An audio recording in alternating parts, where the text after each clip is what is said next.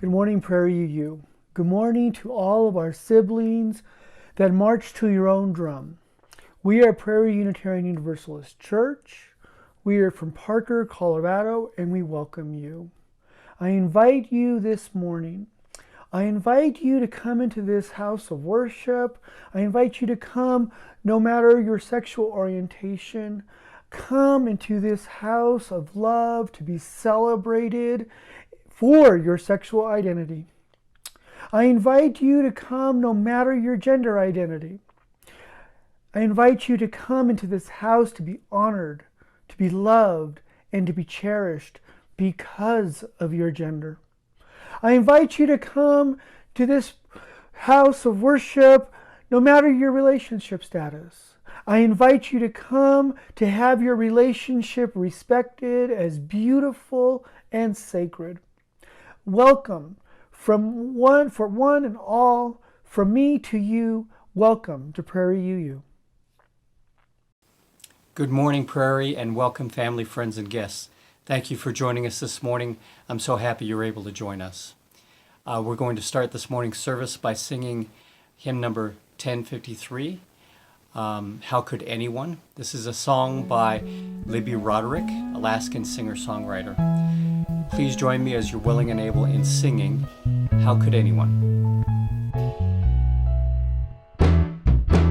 How could anyone ever tell you were anything less than beautiful? How could anyone ever tell you were less than whole? How could anyone fail to notice that your loving is a miracle? How deeply you're connected to my soul. How could anyone ever tell you were anything less than beautiful? How could anyone ever tell you were less than whole?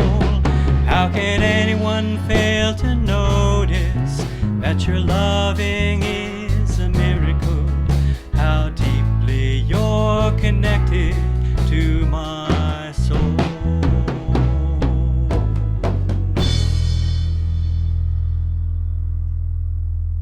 Welcome to Prairie UU. I offer you a virtual hug that comes with all the love and celebration of our Prairie UU community. We hope that you feel welcomed and a sense of inclusion in our service this morning. We want to acknowledge you who are joining us also for the first time. Whether you are from Parker, Colorado, whether you are from my home state and from Long Beach, California, or from Just Living, queer-friendly, intentional recovery community here in Lakewood, or wherever you are in the world, we want you to know that you are welcome to join us here at Prairie UU. Thank you for being here today. And today we'll be focusing on queer stories. Some of these stories are beautiful and kind and wondrous, but others are wrought with pain and mistreatment. Today we'll be engaging both. We hope that this time together will be both challenging, thought-provoking, but also enlightening. We welcome you to Prairie UU, where we confront pain with compassion, injustice with justice, and our stories with authenticity.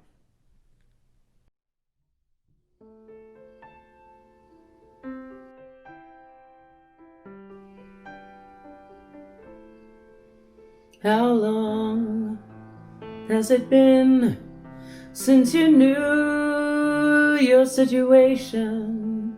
How long after that till you understood? How hard did you pray to make it go away? It was never a part of anybody's plan. How much did it cost not to tell your mother? 'Cause you hated the thought of seeing her cry. You would rather say nothing than do her any harm. So you pay for her innocence with lie after lie. I sing to the beauty in you, to the light in your eyes, to the pain you disguise, your broken heart. I sing to the beauty in you, we will not lie anymore. You got your hand on that door, let's make a start. How hard did you work not to tell your father? How closely did you watch his face? Did he close it down? Did his eyes grow distant? Did he take it all on as his own disgrace? I sing to the beauty in you, to the light in your eyes, to the pain you disguise, your broken heart. I sing to the beauty in you, we will not lie anymore. You got your hand on that door, let's make a start. How many times will you have to tell it? How many friends just fade from sight while the preacher, he thunders about sin and damnation?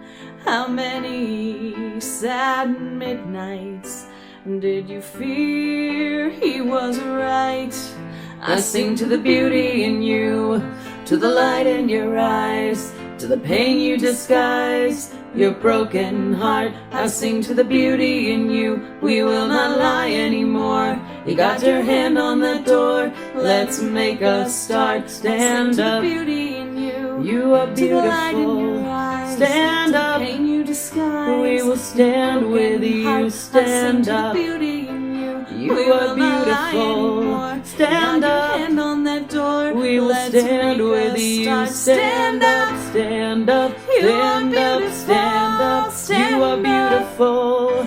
We will stand with you.Stand up, stand up, stand up, stand up. You are beautiful. Stand up.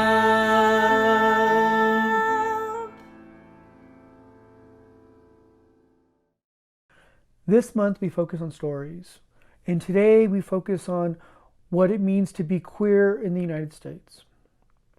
Please join me in these next few minutes of prayer, meditation, reflection, as we reflect on growing queerness. Over time, we have changed our language as we have widened our circle to see the diversities of our communities. We are people of many sexual orientations, many genders, and many types of relationships. We are people who sometimes have one partner or many partners. We are monogamous and open in our relationships. We have families of choice that are diverse in community, friendship, and intimacy. We adopt and foster and surrogate children. We parent children of all ages, some only as they realize their identity as adults. We welcome into our lives community members who are rebirthed with new names, genders, and identities. We celebrate pride and gayness and transness and femness and genderness. We celebrate all of you and all that you can aspire to be.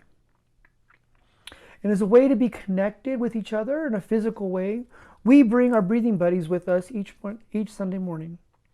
This is my breathing buddy, and we invite you to share your breathing buddy if you are joining us in Google Meet as we settle in to just take a moment to reflect on our day and engage this time with each other. So if you have your breathing buddy and you're joining us in Google Meet, bring your breathing buddy out. And I invite you now to take a moment to close your eyes or to center and focus on something in your space. To hold your breathing buddy close to your heart. Let your breathing buddy just feel your chest rise and fall. Release whatever tensions you brought with you as you entered the space. And just relax in and take a nice deep breath.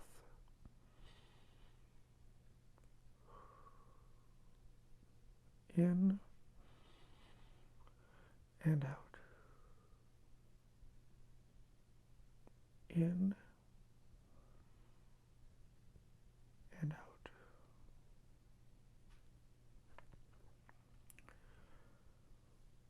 We now come to a time in our service is a time of lamentation and prayer. A time for us as a community to reflect on the pain in the world, and also we ask each other and the universe and the divine to care for those who are suffering.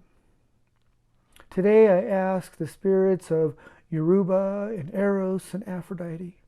Today I pray for those of our members of our community, those members of our community who have been abused throughout the ages for being their authentic selves when it comes to their identity, when it comes to their sexuality, who they love, how they express their gender and their physicality.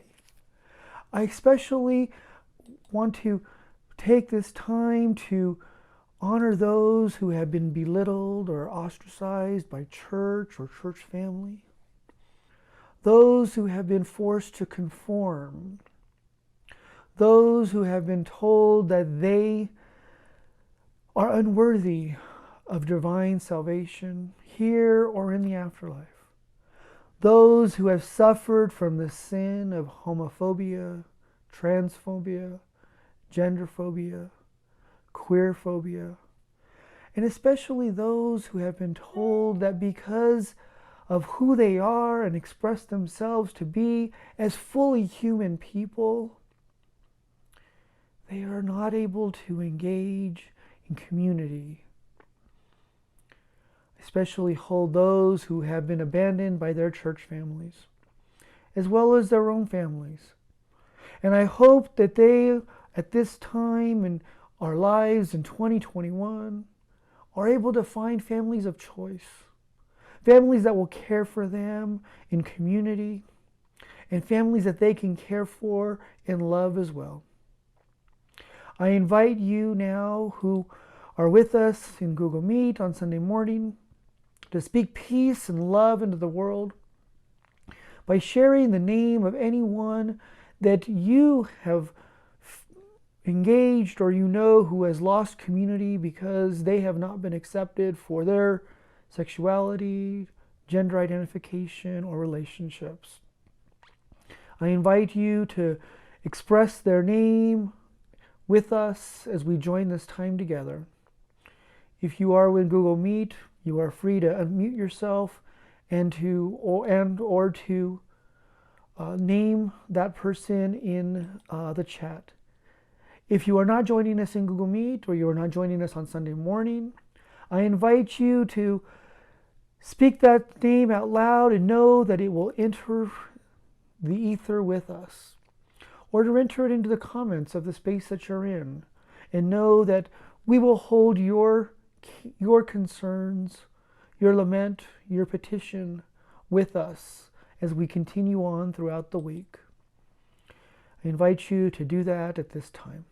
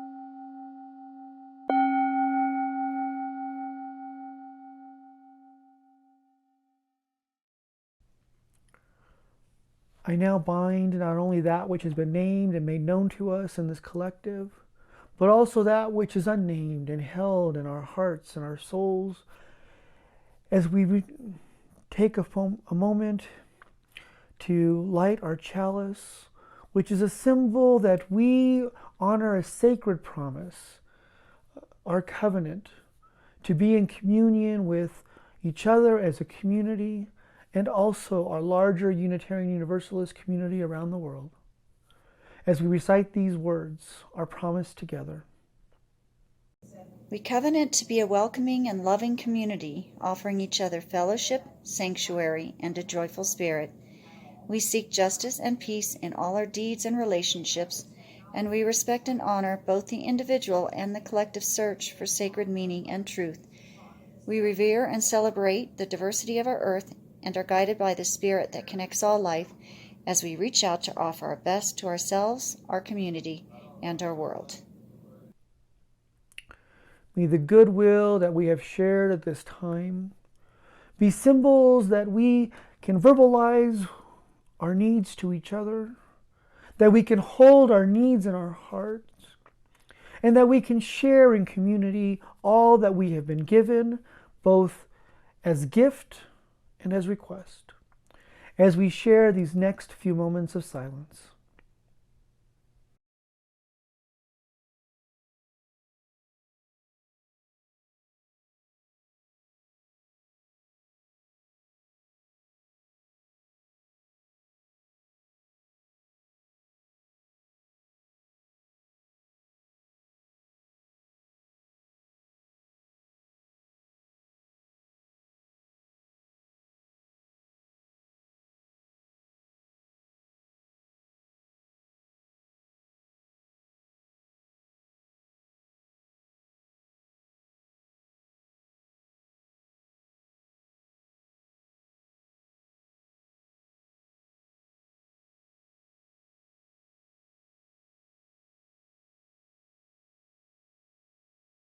And on the 8th day, God said, "Let there be fierce." And that's the story of the first snap. The hand's humble attempt at thunder, a small sky troubled by attitude. And on the 9th day, God said, "Work." And Adam learned to duck walk, dip, pose, death drop. Eve became the fruit herself, stared the lion in the eye, and dared the queen to bite. And on the 10th day, God wore a blood red sequin bodysuit, dropped it low, called it a sunset. And on the 12th day, God said, "Girl,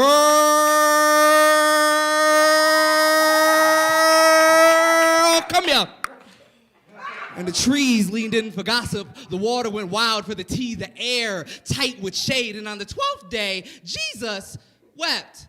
Sad so many of his sons would shame his sons for walking a daughter's stride, for the way his children would learn to hate the kids. And on the 13th day, God barely moved. He laid around heaven dreaming of glitter, pleased with the shine of it. Sad so many of his children would come home covered in it. The parades canceled due to a rain of fists and insults and bullets and rope. And on the 14th day, God just didn't know what to do with himself.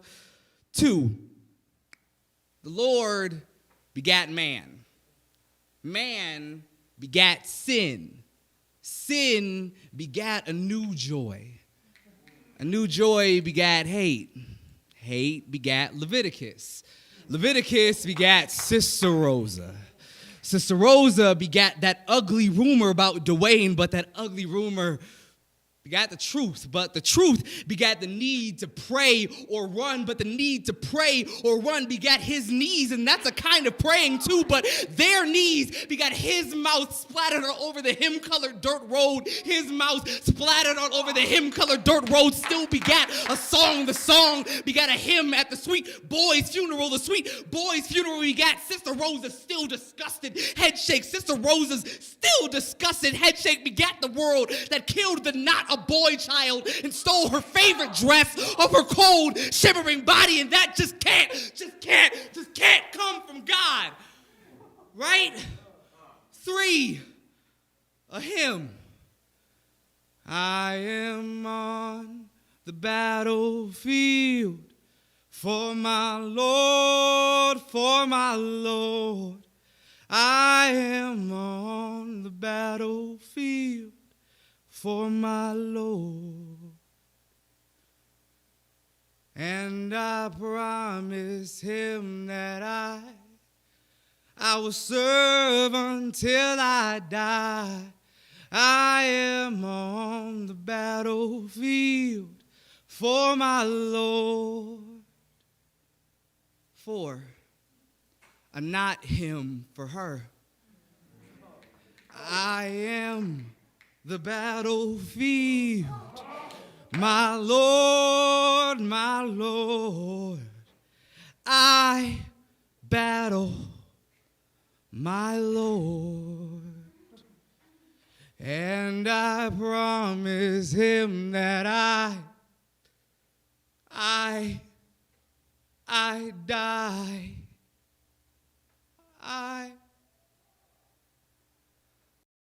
Good morning, Prairie Peeps. Come here. We have a really nice, fun story today. You know, our theme this month is about people's stories and us as a people, meaning Unitarian Universalists and the stories we have. And one of the stories and tenets that we carry is welcoming everyone to our faith and to our community. And today's story is one that will make you smile and think about welcoming everyone to our community.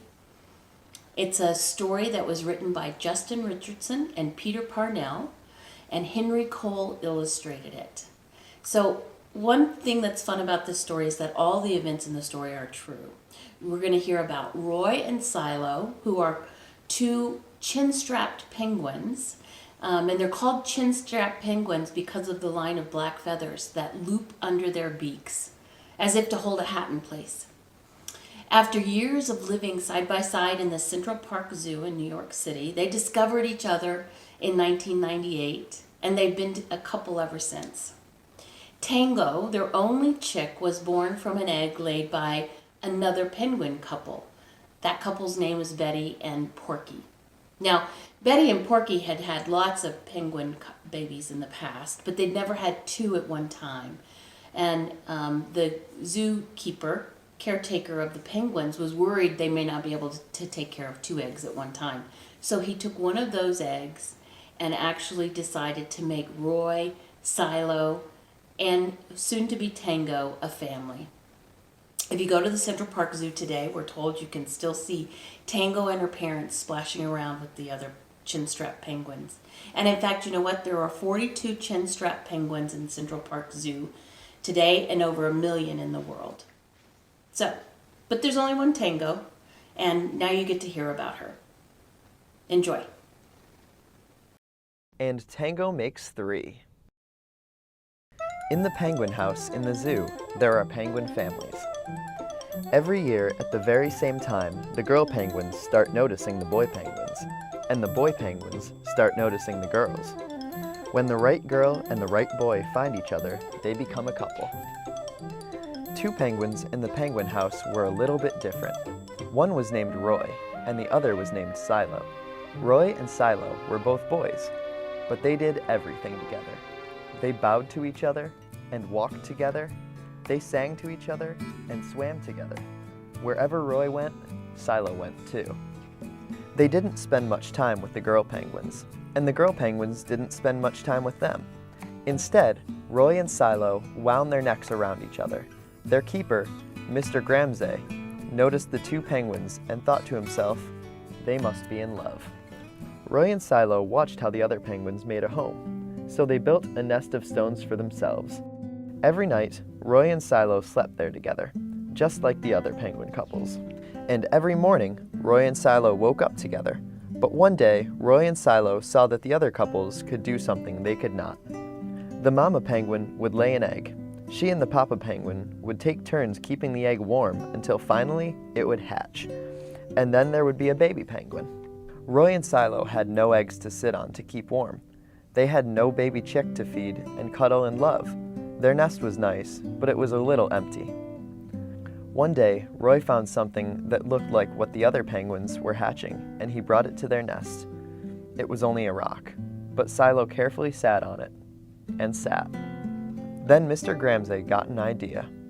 He he found an egg that needed to be cared for, and he brought it to Roy and Silo's nest. Roy and Silo knew just what to do. They moved the egg to the center of their nest. Every day they turned it, so each side stayed warm. Some days, Roy sat while Silo went for food. Other days, it was Silo's turn to take care of their egg. Until one day, they heard a sound coming from inside their egg. Peep, peep, peep, peep, it said. Roy and Silo called back. Squawk, squawk. Peep, peep, answered the egg. Suddenly, a tiny hole appeared in the egg's shell. And then, crack! Out came their very own baby. She had fuzzy white feathers and a funny black beak. Now Roy and Silo were fathers. We'll call her Tango, Mr. Gramsay decided, because it takes two to make a tango. Roy and Silo taught Tango how to sing for them when she was hungry. They fed her food from their beaks. They snuggled her in their nest at night. Tango was the very first penguin in the zoo to have two daddies. Soon, Tango grew strong enough to leave the nest. Roy and Silo took her for a swim, just like all the other penguin families. And all the children who came to the zoo could see Tango and her two fathers playing in the penguin house with the other penguins. "Hooray, Roy! Hooray, Silo! Welcome, Tango!" they cheered. At night, the three penguins returned to their nest. There, they snuggled together and, like all the other penguins in the penguin house, and all the other animals in the zoo, and all the families in the big city around them, they went to sleep. Now let's join together in singing our youth out. Go now in peace, go now in peace. May the love of God surround you everywhere, everywhere you may go. Go now in peace, go now in peace.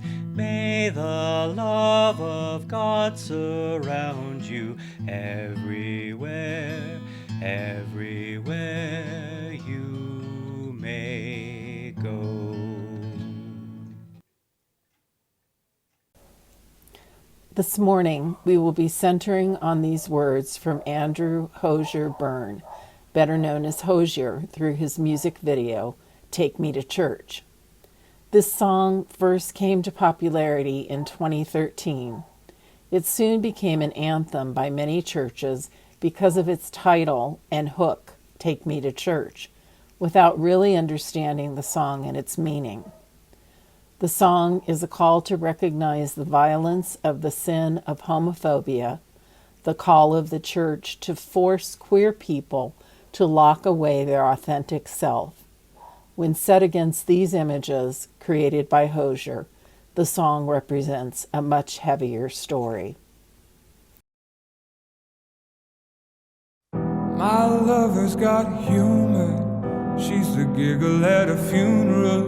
Knows everybody's disapproval. I should have worshipped her sooner.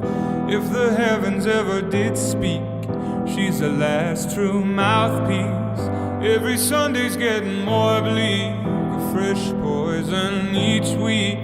We were born sick, you heard them say it. My church offers no absolutes. She tells me worship in the bedroom. The only heaven I'll be sent to is when I'm alone with you. I was born sick, but I love it. Command me to be well.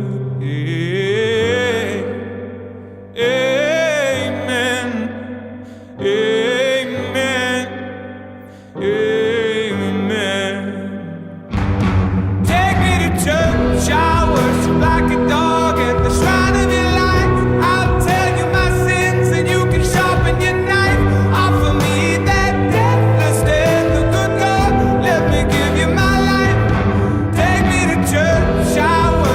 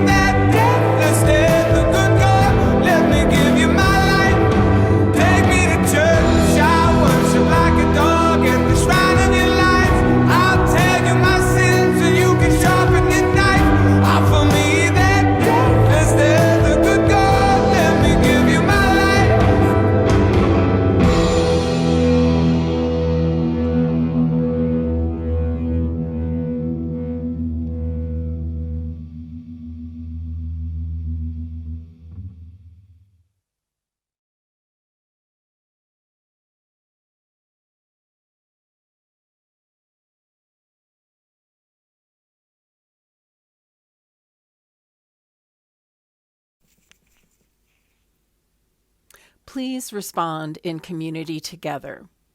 May we be filled with love as we continue to widen the circle. Many voices, many stories. As Unitarian Universalists, we are not innocent of the sin of homophobia or other phobias against people for their sexuality. In 1969, when surveyed, the vast majority of Unitarian Universalists were against ordaining or having gay clergy. Today, we lead religious movements in the diversity of our religious professionals. May we be filled with love as we continue to widen the circle. Many voices, many stories. Today, we welcome our trans and non-binary siblings into our communities. Sometimes we do it well, and other times we miss the mark. As we learn and grow, we continue to move our hearts toward compassion and actions toward hospitality. May we be filled with love as we continue to widen the circle. Many voices, many stories. The queer members of our community have difficult stories. Many involve violence. We will not look away when this violence occurs. Instead, we will bear witness and tell their story in hope that it will never happen again. May we be filled with love as we continue to widen the circle. Many voices, many stories. Heteronormativity is water we swim in. That water is often blue, monochromatic, and centered on the mainstream. We will change that water from one that is blue to a living water that captures the light of the sun and reflects all the colors of the rainbow. May we be filled with love as we continue to widen the circle. Many voices, many stories. We are filled with love in our community sometimes, and we share this love by widening our circle to include more people every day. Our good news of Unitarian Universalism is one that includes all people and all stories. May we be filled with love as we continue to widen the circle. Many voices, many stories. As we start this message today, I want to say, you get a toaster, and you get a toaster, and you get a toaster. This is the narrative that many gay and lesbian people joke about when they hear people accuse us of recruiting people over to the homosexual side of life. If you can recruit somebody, because, being queer is something that you can be recruited to, Ellen DeGeneres will send you, she herself will send you a signed toaster or some other kitchen appliance of your choice. So you can imagine now how devastating it is that this week we heard in the queer community that Ellen will be ending her show after 19 years on television. I mean, I don't know about, I can show you the appliances that I've attained. I mean, it's an important part of queer life. But so now I'm going to have to find out a new reason to recruit. I mean, if I'm not going to get kitchen appliances from Ellen, what am I going to do? But who knows? Maybe someone will take up spreading the flag of the rainbow across the land, and we'll have to figure out a new way to get people to sign up to recruit people over to queerness. And we'll figure out a new way to grow queerness. Well, you know that I'm joking. That's not what I'm talking about when I talk about that we need to grow queerness. When I talk about growing queerness, what I mean is that I'm recognizing, or we need to recognize, the diversity of queerness in the larger community. So, and by doing so, we need to make sure that we recognize the stories that have been told and the stories that have not been told throughout the ages. 50 years ago, there was really only one type of queer person in the world. Guess what? The gay man. And more specifically, the white gay man. And that's really all that society recognized when you talk about queer people, if you did. Lesbians weren't even seen at that at that point. After all, as far as the straight world was concerned, women were just very emotional, and some women were more physically connected with each other. But they weren't lesbians. They were just very close friends. And that's a narrative that was told for many years. But in today's world, the idea of queerness is much different, and there are many takes on it. Some people like to use the alphabet soup, LGBTQ+, or in some instances, LGBTTTQQNIP+, which translates to lesbian, gay, bisexual, transgender, transsexual, transvestite, queer, questioning, non-binary, intersectional, asexual, polysexual, and more. And believe it or not, there are a number of other letters to add to the alphabet soup that I don't really care to name at this point, not because they're not valid or important, because if I did so, this sermon would go on for an hour just with me naming them. So that's why I use the word queer. Now, I know that for some people, especially those of a generation older than me, that this word is still hard to hear. The word may be offensive to them, and also some see it, as offensive because it was a word that was used against them for most of their lives. Being called a queer was code for immoral, less than, damned, or even non-human. And for others my age and younger, the world is less about the hate associated with it. It is a reclaimed word, but it's seen as reclaimed just as the word heretic is for us as Unitarian Universalists. A word that was used against us that we now hold with pride.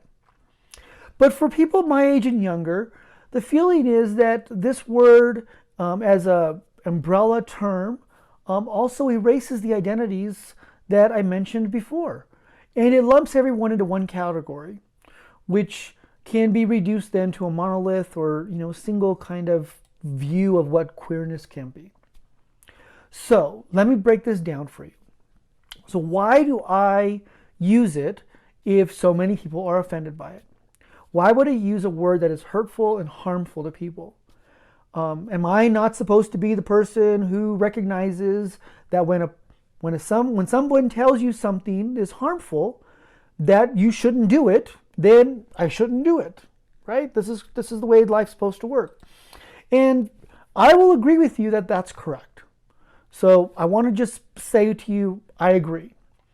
But let me tell you why I use the word, because, well, I need a new toaster. Well, maybe not really a new toaster, but when I think about it, I have so many kitchen appliances, I can't even think of one that I don't have. I've recruited a lot of queers. But truth be told, using the word queer isn't that clear cut. Well, yes, it is opposed to by some people. There's also a large contingent or a group of queer people in the community that embrace the word. There is real controversy in our spaces over it. And we who use it do so not because we want to cause harm or because we want to erase anyone, but we want to use the word as a call to solidarity across the diversity of our identities. Many of us have reclaimed this word as a word with pride.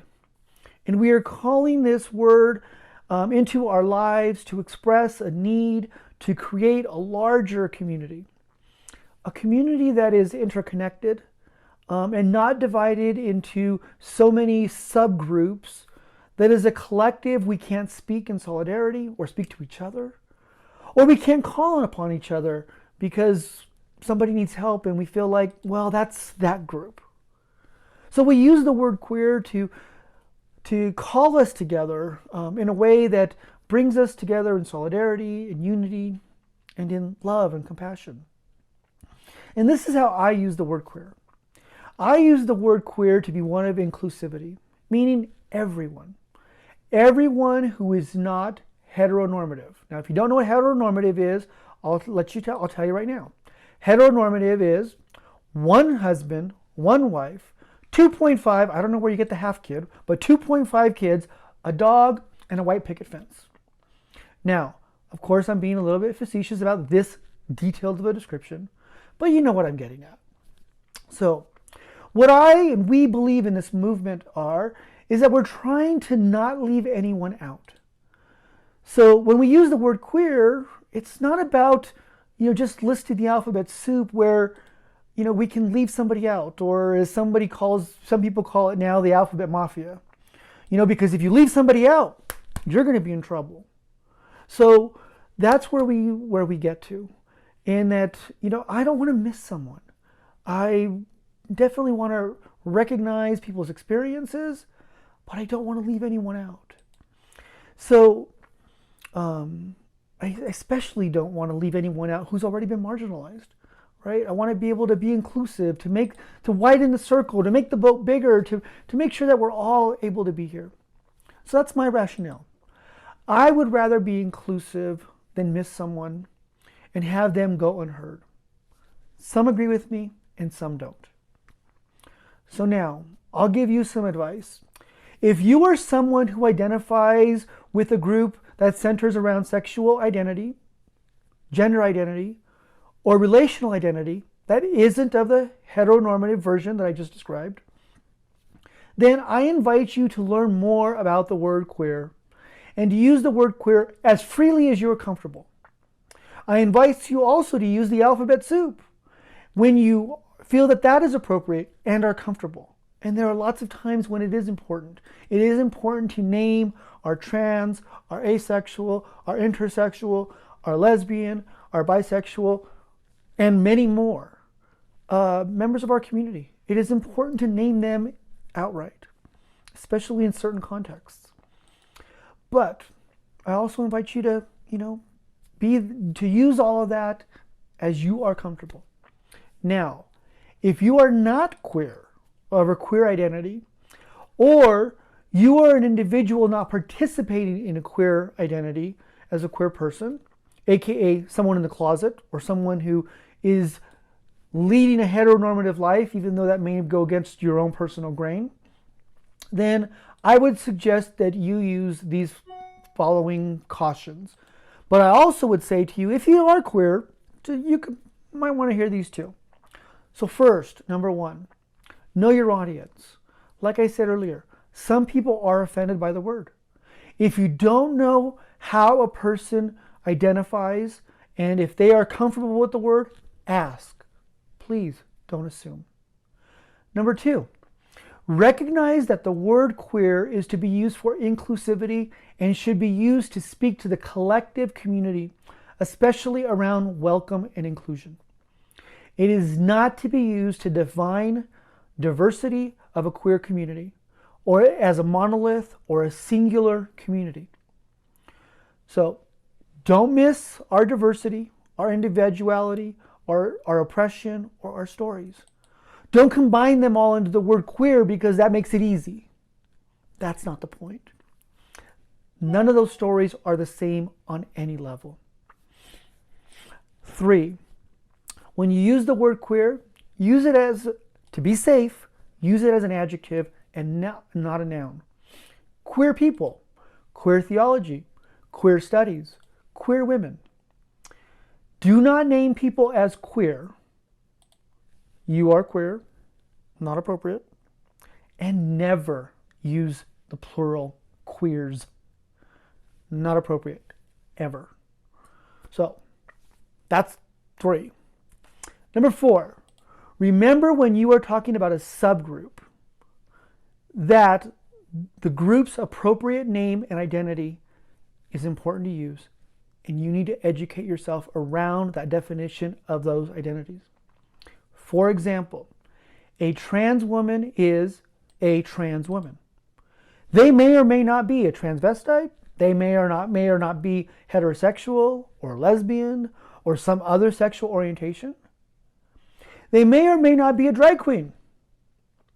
They may or may not hold some of these other identities. Trans women may be a lot of things, but they are never femboys or non-binary. They are not boys, and they have defined their gender identity as female and need to be respected as such. So when you're talking about these subgroups, make sure that, and I call them subgroups because I'm using the word queer as the umbrella. When you're talking about these subgroups, when you're talking about gay men, queer people, pansexual, polyamorous relationships, celibate people, do you see how I use these words as adjectives, not wholesome identifiers?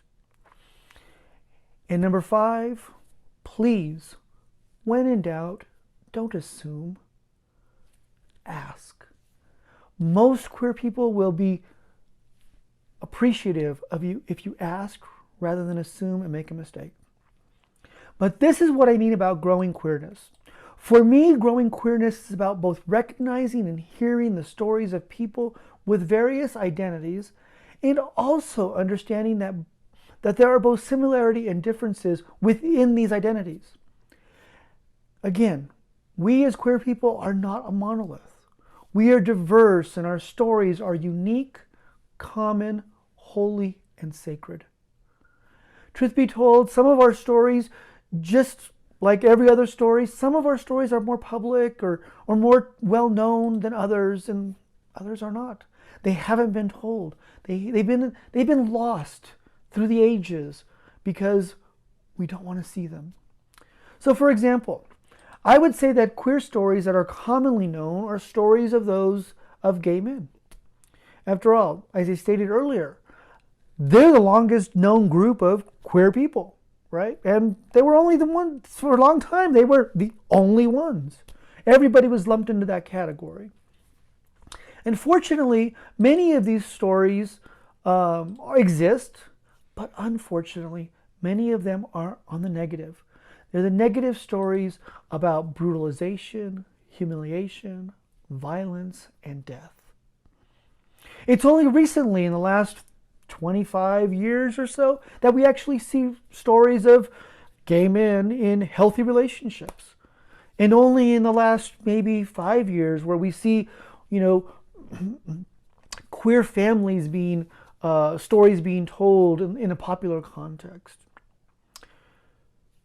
2 of these stories I showed you earlier. One from the video Genesis, and the other from Take Me to Church. These videos showed expressions of the pains that queer people go through. And again, they are but 2 stories of specific subgroups. I want you to hold that when you ask yourself about what stories aren't being told. And I'm doing this exact same thing. I'm not telling all the stories. I'm telling the stories that I identify with as a gay man. We also see many stories about HIV and AIDS as stories that are tied to gay men. And I'll also remind you that when you look at this, outside of the early 80s, that HIV and AIDS stories are not gay stories. They are people stories. And outside of the 1980s AIDS crisis and the homophobia that came with that, they aren't gay men's stories. Now, it is true that there are HIV and AIDS stories that sometimes include gay men. But those are HIV and AIDS stories. Those aren't gay stories. I also want to remind you of another story. The uprising at Stonewall. We imagine and think of Stonewall as starting the gay liberation movement, the sexual revolution. But it wasn't gay men that started Stonewall. Instead, it was trans women. Trans women who were erased from the story because we didn't have language for it at the time. And then once we did have language for it, we really didn't want to identify it. We wanted to separate ourselves. So what I'm trying to say to you is that when we look at these examples of these stories of growing queerness, we have to understand that these stories will multiply. They will be told in different ways and expressions. And we have to remember that each of these stories is unique, diverse, common, and sacred. We have to learn that these stories that we know of are not the only stories. If we are to grow queerness, we must break down and expand our understanding and knowledge of these identities. Earlier I mentioned that there are the three basic basic identity categories when you talk about sex, sexuality, etc. And those three categories revolve around sexual identity, gender identity, and relational identity. So, before I finish up, I want to give you this last piece of clarification, and I'll break those down for you. So first, sexual identity. These are identities around who you are attracted to based on others' combinations of their identities. These include terms like bisexual, pansexual, homosexual, heterosexual. But there are lots of gender identities. And our gender identity as well, so that's where our sexual identity is. It's about who you're attracted to. Gender identity. Gender identity is something different. Gender identity has nothing to do with who you're attracted to. What gender identity is, it's about how a person sees themselves and how they operate and move through the world, and what their gender is inclusive of. So gender identity includes cisgender, which is where someone is, their gender identity matches the gender, their biology that they were assigned to at birth. Okay? Transgender, non-binary. There are lots of gender identities that we can go into. There's gender queer and other identities as well. I invite you to investigate and to learn more about these identities. And third, there are also relational identities. And these identities, believe it or not, are about relationships. They speak to how we interact with others in intimate ways. So, relational identities include and revolve around things like some of us are monogamous. Some of us have open relationships. Some of us are polyamorous. Some of us are celibate. Those are identities that people choose to participate in more open ways or not in open ways, but that are actually part of their self, right? So I'll be honest with you, playing around is not an identity. Being non-monogamous, that is an identity, right? Being ethically non-monogamous, being involved in multiple relationships, being involved in different types of relationships, those are relational identities. And that's probably the next thing on the fringe of people starting to understand about what these identities look like. So, where does this lead us? This all leads us to growing queerness. We are making people queer, so we can get free toasters. I mean, all of this is really about getting a free toaster. No. We are growing queerness by recognizing the multitude of stories, the diversity in the queer community, as we learn more about identity, naming, identifying, and celebrating. So I encourage you as you move through the world around you to grow your understanding of queerness by listening to queer stories around you. It is by doing that we as a community will grow queerness every day as we move forward. Blessed be. Good morning. This is Brenda Peterson. We are a community of people who come together in love and support of each other. Being part of this community is by sharing our resources, which include our time, our talent, and our treasures. Prairie needs to be taken care of in a variety of ways. One of the teams that does this is our board. Vivian is president, Brenda is your treasurer, Kim is your secretary and Clark as treasurer. Khalees and Carol and Xander also serve as trustees. The board is elected by the congregation to manage the business of the congregation, to set policies and standards, and are stewards of the congregation's finances.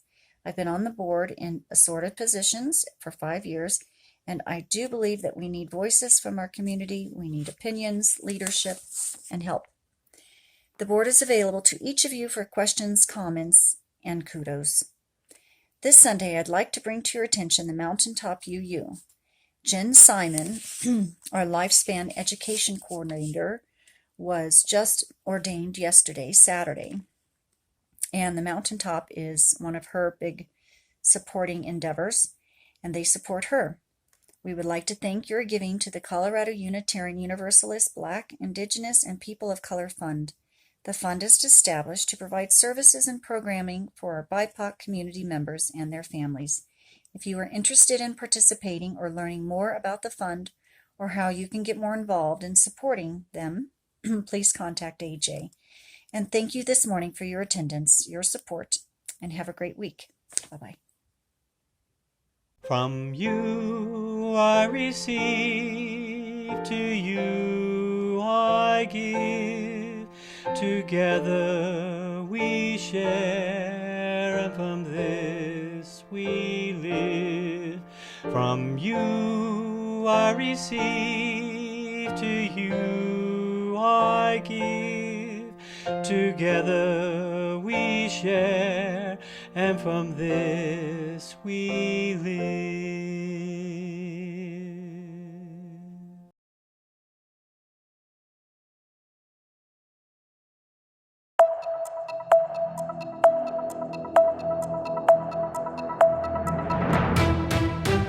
There's breaking news at Prairie UU. Did you know that our faith community is having its 4th congregational meeting on May the 23rd after candles?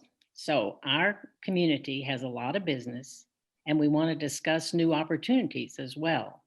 So at this coming congregational meeting, we will approve our budget.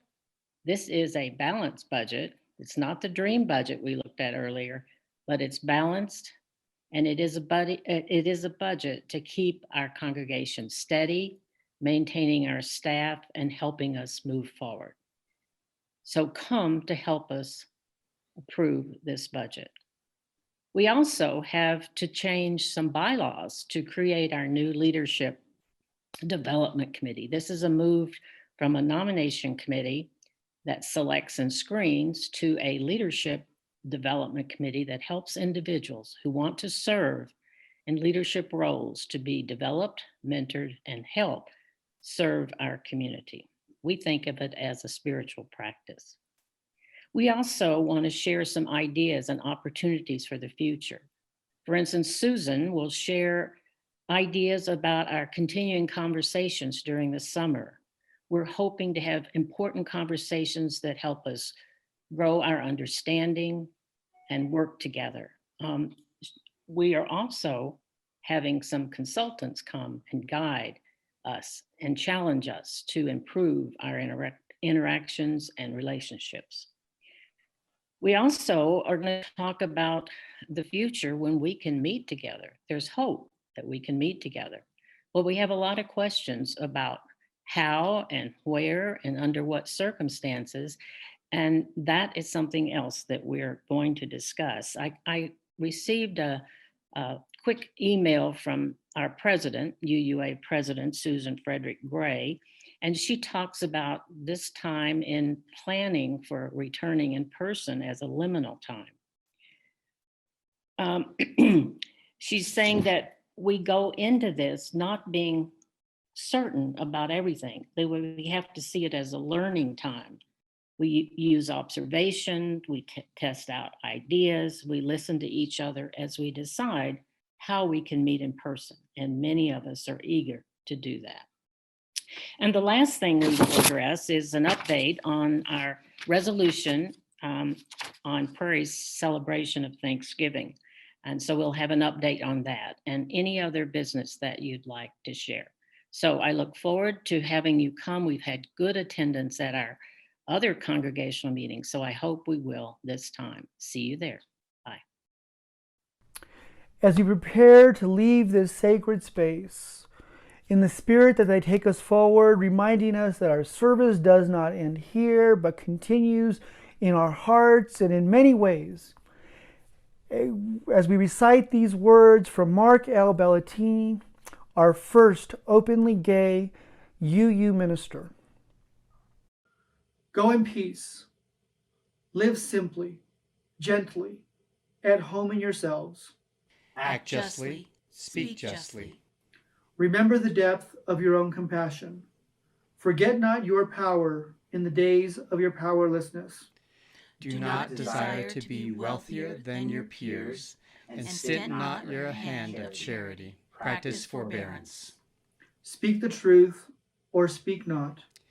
Take care of yourselves as bodies, for you are a good gift. Crave peace for all people in the world, beginning with yourselves, and go as you go with the dream of that peace alive in your heart. Amen. Amen. Shalom. Salam. Namaste. Blessed be.